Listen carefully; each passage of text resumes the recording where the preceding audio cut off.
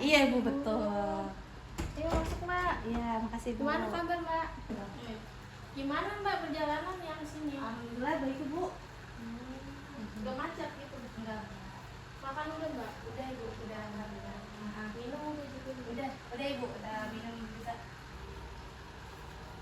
Ayo mari silahkan duduk mbak. Iya ibu, makasih banyak.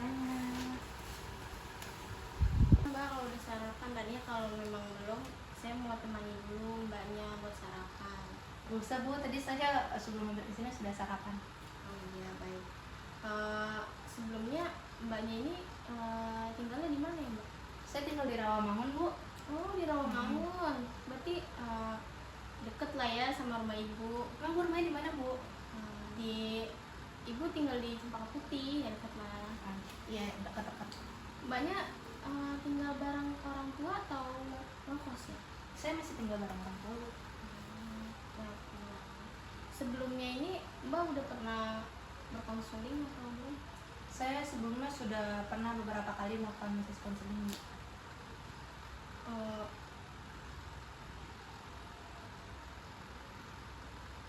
Sudah baik, berarti Mbak Inaya ini sudah tahu ya kalau dalam konseling ini kita dibatasi oleh waktu. Untuk hari ini kita bisa melakukan konselingnya itu selama 30 menit. Jika dibutuhkan konseling untuk yang lebih lanjutnya, kita bisa melakukannya di lain waktu. Baik bu.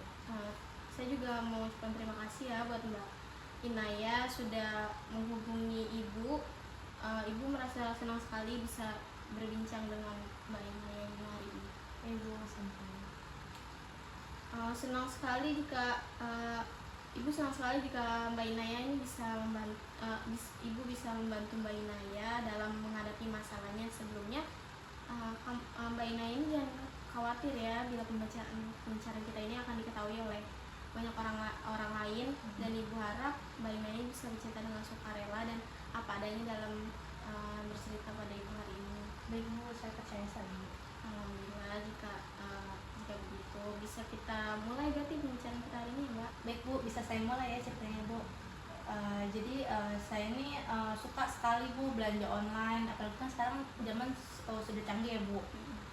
Udah bisa lewat Shopee atau lewat aplikasi lain gitu untuk belanja online. Jadi kadang saya suka belanja aja, cek aja padahal saya nggak butuh. Dan setiap kali paket datang ke rumah tuh ibu saya selalu marah-marah karena setiap hari ada aja paket gitu, padahal di situ situasinya kami lagi kesusahan gitu bu.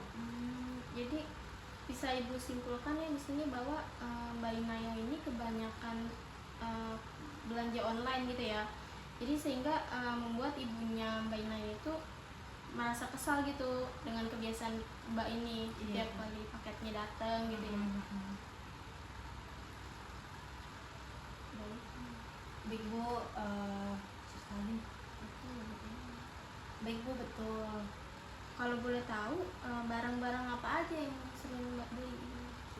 Ada macam-macam bu. Kadang kan suka lihat di live TikTok ya bu. Kadang saya belinya baju atau skincare gitu-gitu bu. Padahal saya nggak butuh. Kalau boleh tahu kan Mbak ini masih sekolah ya atau udah berpenghasilan? Betul bu, saya masih sekolah.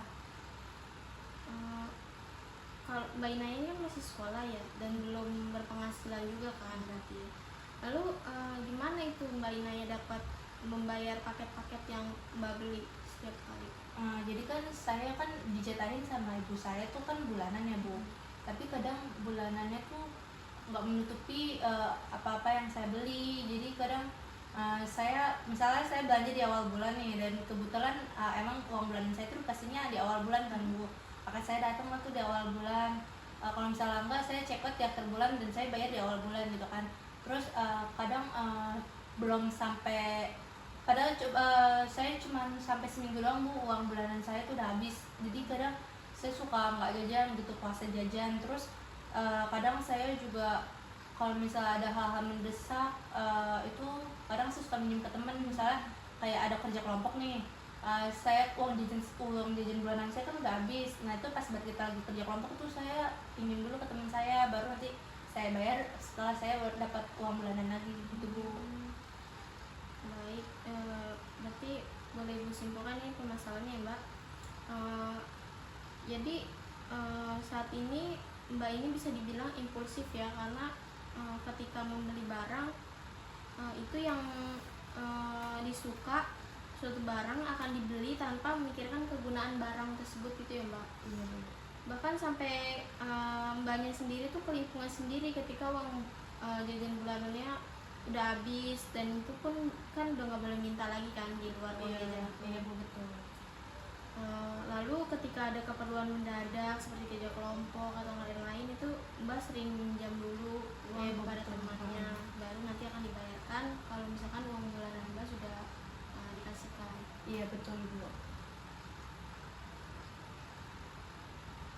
Apa ada alasan lagi Mbak yang membuat Mbaknya ini menjadi sulit mengatur keuangan dan berbelanja secara berlebihan seperti ini? Ibu, jadi dulu saya tuh suka sekali belanja tuh, sekalinya belanja tuh banyak Bu, padahal saya nggak butuh. Nah, sedangkan di situ ekonomi keluarga saya lagi nggak baik-baik aja. 4 tahun belakangan ini ekonomi keluarga saya lagi nggak baik-baik aja Bu.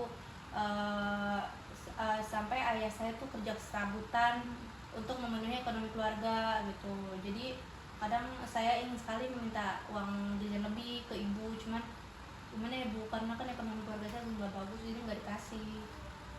Ya, saya cukup mengerti sih ya Mbak, perasaan Mbaknya seperti apa. Berarti selama ini Mbak ini cukup menahan ya keinginan-keinginan Mbak untuk jajan dan belanja. Iya Bu, betul. Saya suka sekali menahan.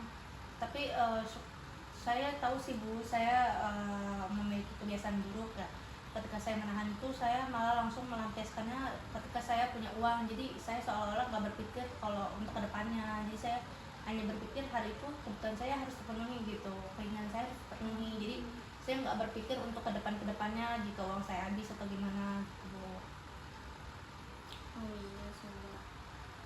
Itu lu bagaimana cerita awalnya Mbak kamu mulai belanja online dengan impulsif?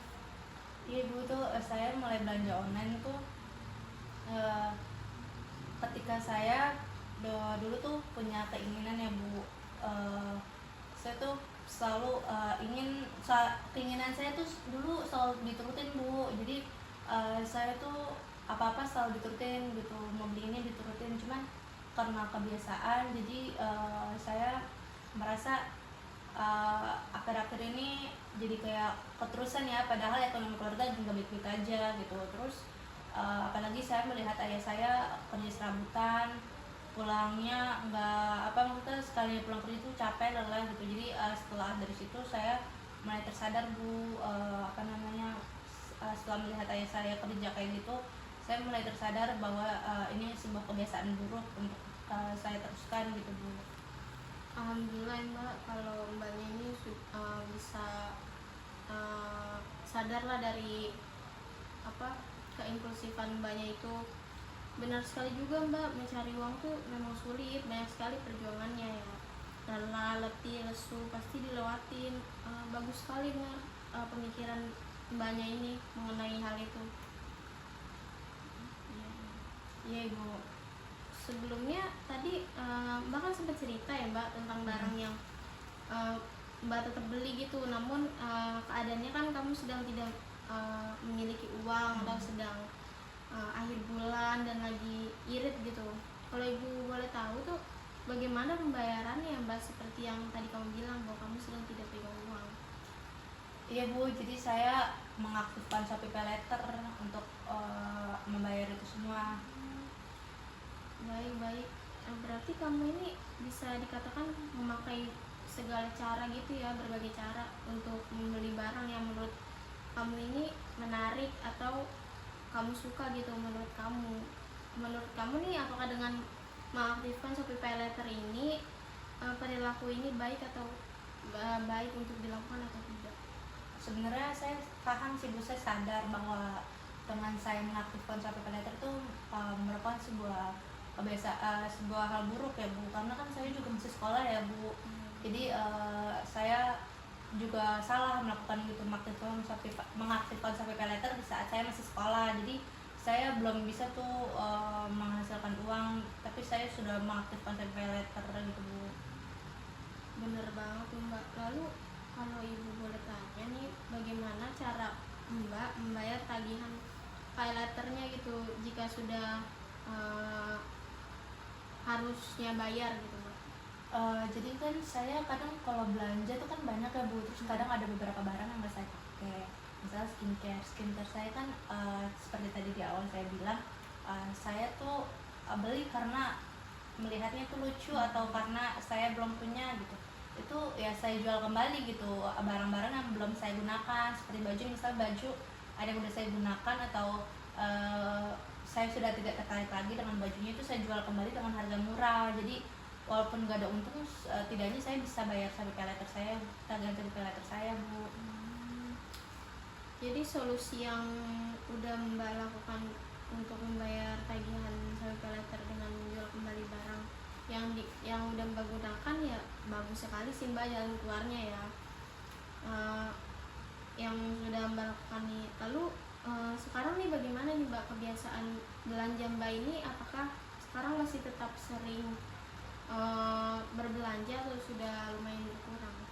Saya masih tetap sering berbelanja Bu, dan alhamdulillah ya saya juga udah mendapatkan pekerjaan tetap, jadi saya bisa mendapatkan uang bulanan lebih besar dari sebelumnya. Alhamdulillah ya Mbak. Ibu jadi ikut senang juga akan perubahan yang Mbak udah lakukan ya. Semoga kedepannya ini Mbak bisa melihat realita yang ada gitu ya Mbak. Semoga Mbak ini bisa menjadi pribadi yang lebih baik lagi ke depannya, dan bisa lebih menahan keinginan untuk berbelanja barang yang tidak diperlukan gitu. Baik Bu. Jika Ibu boleh memberikan saran kepada Mbaknya, Mbak bisa mencatat gitu kebutuhan-kebutuhan utama setiap bulan dengan membuat tabel urutan Mbak, agar Mbaknya tuh bisa mengetahui kebutuhan utama Mbak apa, dan tidak membeli barang yang tidak dibutuhkan gitu Mbak, agar tidak boros-boros gitu. Baik Bu, saya akan membuat to-do list kebutuhan-kebutuhan saya seperti yang Ibu sarankan. Baik Mbak, semoga rencana yang Mbak udah rencanakan ini berjalan dengan baik di kemudian hari. Apa masih ada yang ingin disampaikan Mbak? Enggak Bu, sudah cukup, permasalahan saya sudah terselesaikan. Alhamdulillah jika seperti itu. Untuk mengetahui perkembangan yang udah Mbak Inaya lakukan dalam mengatasi kebiasaan Mbak Inaya ini, apa bisa minggu depan kita menjalankan pertemuan lagi untuk melakukan sesi konseling bersama Ibu? Bisa Bu. Baik, jika seperti itu nanti kita jadwalkan kembali ya Mbak sesi konseling berikutnya. Kalau begitu untuk yang pertemuan hari ini bisa kita akhiri ya Mbak. Baik Bu, terima kasih banyak Bu atas peluangan waktunya untuk ibu saya gitu. Terima kasih banyak sudah mendengarkan cerita saya.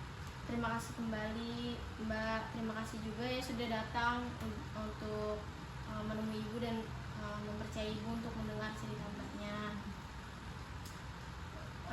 Selamat beraktivitas kembali ya Mbak juga. Ya, terima kasih banyak ya Bu. Saya pamit ya Bu. Iya. Terima kasih Bu. Assalamualaikum. Waalaikumsalam.